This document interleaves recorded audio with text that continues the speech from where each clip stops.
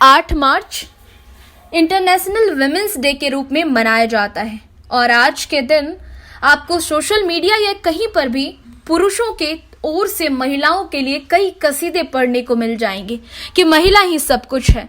लेकिन मेरा उन पुरुषों से दरखास्त है कि काश आपने महिलाओं को समझा होता तो आज महिला दिवस मनाने की जरूरत नहीं पड़ती। इसी संदर्भ में मेरी लिखी हुई कविता का शीर्षक है स्त्री।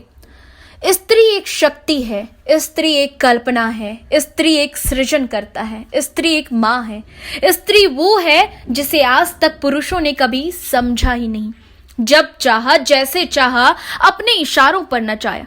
कभी सती प्रथा तो कभी जौहर में झोंक दिया, कभी अग्नि परीक्षा तो कभी जुए में हार गया, कभी बाल विवाह तो कभी दहेज से उसका सौदा किया, कभी पैरों में बेड़ियां तो कभी बेवजह की हुकूमत की, कभी सामूहिक बलात्कार तो कभी एसिड अटैक, कभी घरेलू हिंसा तो कभी 3 तलाक। अगर गौर करें तो स्त्री के जीवन से खेलने में इस समाज ने कोई कोर कसर नहीं छोड़ा।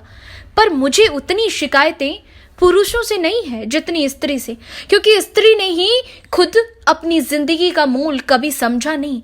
अपनी जिंदगी की लड़ाई को वो खुद कभी लड़ी ही नहीं, बस हारती चली गई। बेचारी करती भी क्या, वो उस समाज में पली बढ़ी थी जहां बचपन से ही उसने खुद को अभिशाप माना।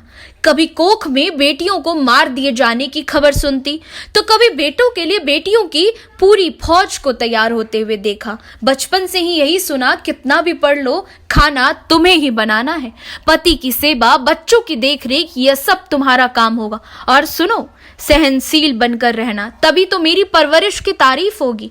काश कि हर माँ ये कहती कि बेटी इस समाज से लड़कर तुम्हें खुद को काबिल बनाना होगा, तुम्हें अपनी तकदीर खुद लिखनी होगी। तुम भी आसमान में उड़ सकती हो, तुम भी हर वो काम कर सकती हो जो पुरुष करते हैं। कोई और इस लड़ाई में तुम्हारा साथ दे न दे, मैं हमेशा तुम्हारी ढाल बनकर खड़ी रहूंगी। क्या होगा अगर ये पुरुष समाज तुम्हें हरा ही जाएगा? कम से कम आने वाली पीढ़ी तो तुम्हें शिकायत भरी नजरों से नहीं देखेगी।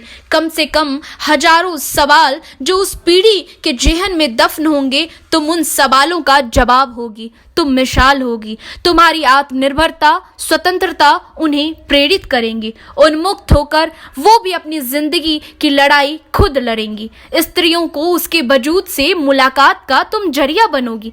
तब जाकर सही मायनों में मदर टेरेसा, कल्पना चावला जैसे अपने क्षेत्रों में विशिष्टता को हासिल करने वाली उन तमाम स्त्रियों की तरह समाज की हर बेटियां अपनी सफलता की इबारत खुद लिखेंगी। धन्यवाद।